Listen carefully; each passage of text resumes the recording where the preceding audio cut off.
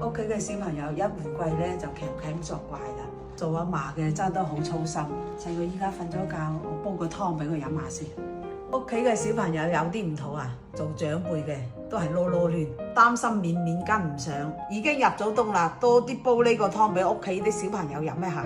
準備2兩新鮮嘅瘦肉，先將佢提前剁碎。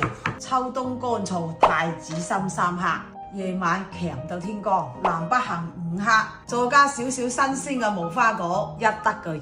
接收快啲，陳皮3分1片，藥食同源嘅淮山1小嚿。將洗乾淨嘅材料放落去，一齊剁爛佢。剁完之後咧，就攞個大羹再撻佢2下。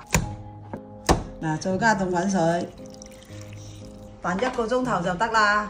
連續燉佢3日，特別咧嗰啲今日鉗咗，歇咗2日咧又再鉗嘅，飲湯咧清清甜甜，渣咧可以攞嚟做餸。好啦，我個孫應該瞓醒噶啦，叫佢起身飲啖湯先。